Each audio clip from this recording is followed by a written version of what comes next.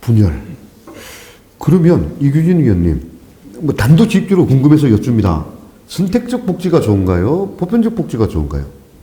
그건 어느 것이 좋다고 없다 얘기할 수가 없는 거예요. 필요한 어떤 목적과 어떤 필요에 따라서 하느냐에 따라서 달라지는 겁니다. 그러니까 보편적 복지라고 하는 건 일반 모든 사람들한테 같은 혜택이 가도록 그렇게 하는 거고, 선택적 복지는 어느 부분의 목적성 복지예요. 어떤 의미로는 다 필요한 거예요, 그게요. 어떻게 할 것이냐, 그걸 잘 선택해야죠. 근데 사실은 이게 두 가지가 적절하게 잘 이제 혼합이 돼서 해야 되는 겁니다. 일자리가 최고의 복지다, 이런 얘기를 합니다. 워낙 청년들이 직장을 가질 수가 없으니까. 그러니까 정부가 내주는 재난지원금, 부모가 주는 용돈, 이거에 의존한다? 우선 당장은 굶지는 않죠. 그럼 그게 끊기면 어떻게 됩니까? 복지라고 하는 그 말에 갖고 있는 개념, 그걸 우리가 어떻게 정의하느냐에 따라서 이게 달라지는데, 여기서 진짜 참 잘해야 돼요. 재난지원금 전 국민한테 막 뿌려주면서 이걸 복지라고 얘기한다? 이러면 문제가 생기는 겁니다. 그러니까는 중요한 거는 아까 질문에서 그랬잖아요.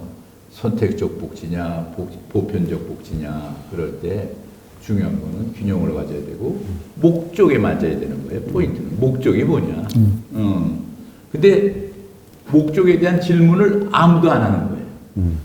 지금 왜 모 후보는 100% 재난지원금을 주고자 하는가 물어봐야죠. 물어보지는 사람이 없어. 질문이 없다. 그러니까 돈이 있냐 없냐 이 얘기나 하지 그 효과가 뭐냐 이거죠. 무엇을 위해서 100% 주고자 하는가. 가장 대표적인 게 허경영 후보. 1인당 1억씩 준다고 그랬어요. 근데 왜 주느냐 아무도 묻질 않아요. 그러고 앞서 또 얘기했던 것 중에 하나가 뭐냐면은 그 일자리가 최고의 복지다. 김대중 대통령 때부터 복지가 우리가 지향해온 거가 뭐냐면 생산적 복지라고 해가지고 일자리 복지를 추구했어요. 근데 일자리 복지 잘 하다가 이걸 계속 발전시켜야 되는데 그 정권비 바뀔 때마다 참여 복지다, 포용 복지다, 뭐 말만 장난하다가 결과 지금 와가지고는 아마 그 여당 후보가 되면은 아마 보편적 복지 모든 국민에게 다 주겠다. 이런 정책으로 바뀔 것 같아요. 철학이 없는 거죠. 미래를 봐야죠. 그러니까는 생산적 복지라는 거는 이게 상대적인 말하자면은 워커블 일할 수 있는 복지를 줘야 되겠다. 이게 그래서 국민은 모두 일하려고 그래요. 그래서 일해서 자기가 번 돈으로 먹고 살기를 원하지. 우리가 정부에 종속돼 가지고 정부 25만 원 바라보고 경기도로 이사 가고 안 가고 싶지는 않은 거예요. 근데 그렇게 만드니까 이게 문제가 되는 거죠. 그러니까 인간의 심리를 너무 잘 활용한다. 이렇게 볼 수가 있는 거예요. 복지. 그럼 가족 단위 복지라는 부분에 대해서 좀 이해가 안 되거든요. 우리가 국가를 운영할 때 중요한 개념이 뭐냐면 국민을 뭐로 보느냐. 이게 참 중요합니다. 국민을 지금은 표로 보는 거죠. 그게 포퓰리즘이죠. 근데 예전에는 우리 인구학에서 얘기하는 게 뭐냐면 옛날에는 병졸로 봤어요. 국민의 수가 많아야 강대국으로서 약한국을 쳐들어가서 영토를 확보할 수가 있었어요. 그래서 예전에는 군주들은 졸로 봤어요, 국민을. 그래서 이게 5만 명이다, 10만 명이다. 그래서 그렇게 본 거예요. 그러다가 이제 경제 단위로 가니까는 국민을 뭘로 보기 시작했냐면 소비자로 본 거죠. 소비자가 많으면은 경제가 발달한다. 큰 나라가 된다. 그래서 그런 거예요. 그럼 지금 후보들에게 우리가 물어봐야 될 것 같아요. 국민을 당신은 뭘로 보고 있습니까? 한번 물어보셔야 될 것 같아요. 아마 여기 방송 듣는 분들도 물어보세요. 이재명 또 윤석열 뭐 아는 후보들이 있죠. 보고 물어보세요. 당신은 국민을 뭐로 봅니까? 그리고 두 번째 질문으로 중요한 거는 당신은 가정을 어떻게 보십니까? 가정을 키우려고 합니까? 줄이려고 합니까? 그걸 생각하십시오. 예를 들면은 지금 정부는 뭐 말로는 가정보험한다 그러죠. 가정을 파괴하겠다는 정부는 안 보이죠. 그러나 실질적인 효과를 보면은 대표적인 게 낙태죄. 예전에는 낙태는 범죄로 해서 함부로 못하게 했어요. 그런데 이번에는 6개월까지는 마음대로 낙태할 수 있게 해놨어요. 유산을 시킬 수가 있게 해놨어요. 그러면 이게 인간에 대한 존엄성도 문제될 뿐이라 가뜩이나 출산율이 낮은데 더 도움될 일이 없겠죠. 그 다음에 더 나가서 또 뭐가 문제가 있냐. 아동 입양. 그 법도 바꿔놓고 있어요. 예전에는 아동을 입양한다 그러면은 어떻게 하냐면 건전한 아이를 키우기 위해서 입양하는 부모들의 첫째 조건은 부부여야 돼요. 그리고 그 집에 애들이 하나 내지 둘은 최소한 있어야 돼요. 왜냐? 아이를 키워본 경험, 아이들에게 사랑을 나눠본 경험이 있는 사람만이 아이를 잘 키울 수 있는 거예요. 아이를 첫 번째 해봐요. 아무튼 시행착오가 있게 되죠. 그래서 그런 조건인데 요새는 성전환한 사람도 입양할 수 있게 됐어요. 성전환한 사람이 입양해가지고 아이를 잘 키울 수도 있겠죠. 그러나 우리가 보편적으로 봤을 때 잘 키울 수 있을까요? 부모 있고 아이 있는 부모 밑에 잘 키우는 거하고 거기 기대치는 엄청난 차이죠. 그러니까 이건 가정을 파괴하고 있다는 얘기죠. 간단하게 얘기해서. 그러면은 아이들이 이렇게 되면 어떤 문제가 또 발생하냐. 요새 가정을 강화하는 정책이 없으니까 결혼 연령이 다 올라가잖아요, 지금. 아마 30대 미만에서 결혼했다는 사람은 절반밖에 안 되고 그럴 정도로 지금 막 결혼도 적게 하고 그러면서 또 아이 낳는 것도 부담도 되고 그러니까는 인구는 급감하고 있죠.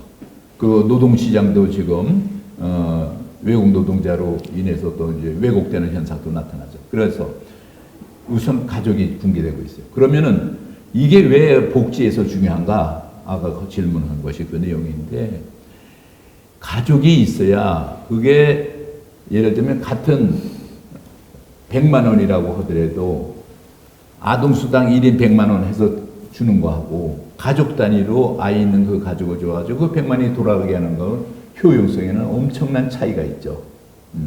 아이 하나 때문에 100만 원 준다 이렇게 생각하면 그 100만 원 받은 어머니가 아이를 정말 지극정서로 잘 키울 수도 있겠지만 다른 데 많이 쓰지 않겠어요? 개인적으로 또 사용하지도 않겠어요?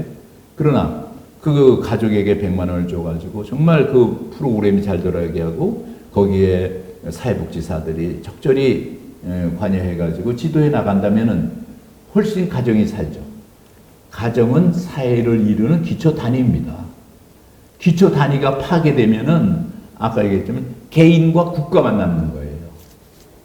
그래서 가정이라는 거는 우리가 개념적으로 뭐 다 배워서 알겠지만 뭐예요? 가정은 애정을 나누는 기관이면서 생산을 하는 기관이면서 또 여기에서 생산이라는 게 두 가지 있어요. 자녀도 낳는 생산도 있거니와 거기에서 또 소득도 증대하는 차원의 문제도 있죠.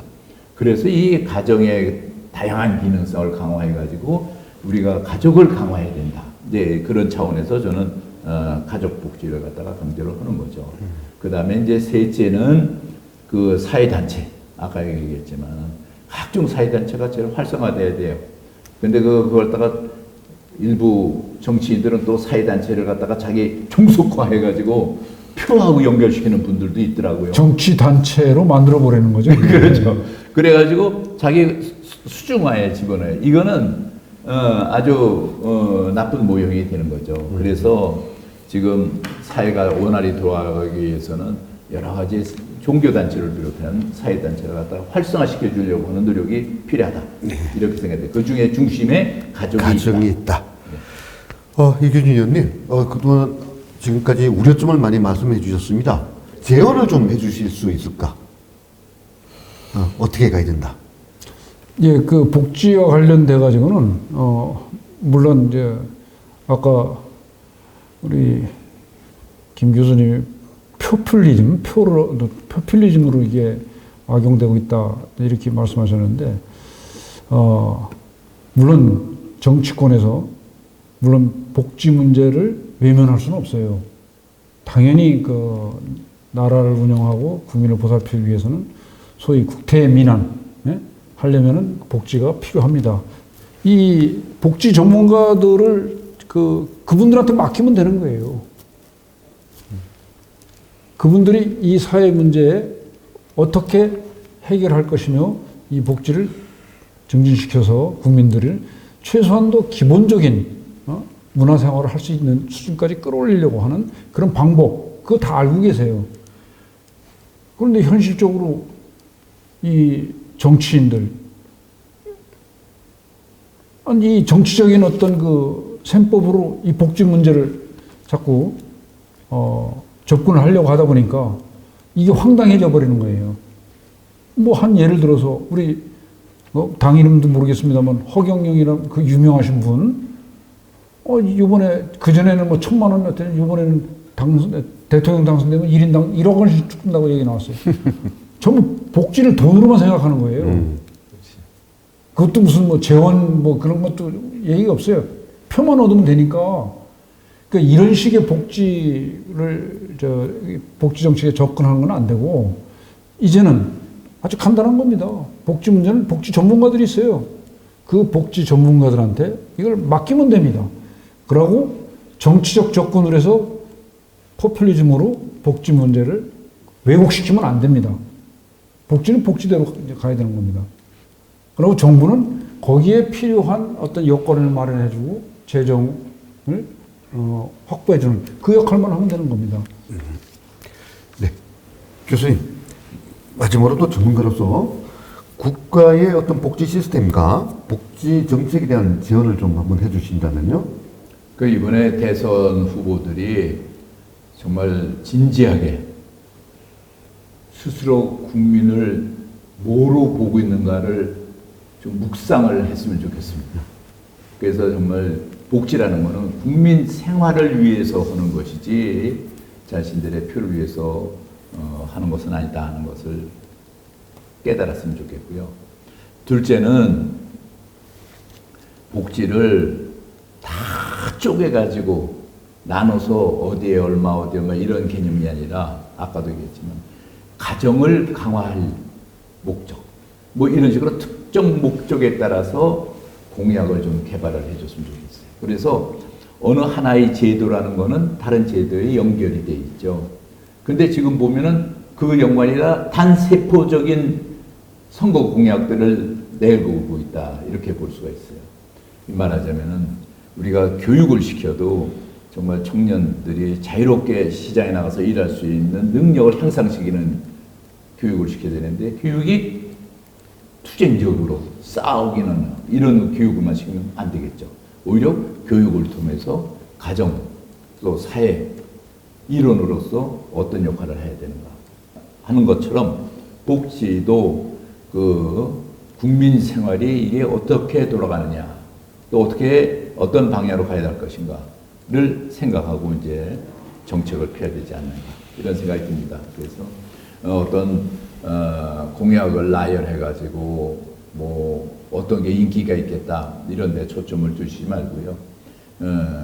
100년 대계를 위해서 국민들의 생활을 걱정하면서 했으면 좋겠습니다. 그러니까 요약한다면 국민들의 기본권들을 보장하고 정말 어떻게 평화롭고 조화로운 사회를 만드는가 여기에 목적을 둬야 된다고 봅니다. 네. 국민을 뭘로 보십니까? 가정을 어떻게 보십니까? 라는 말씀이 참 감동적이었습니다. 반만년 동안 이루어진 대한민국입니다. 대한민국은 앞으로도 꾸준히 발전하고 또 세계 최고가 될 나라입니다.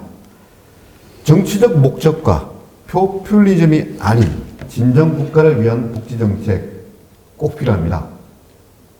부탁드립니다. 두 분 너무 감사합니다. 네. 감사합니다. 감사합니다.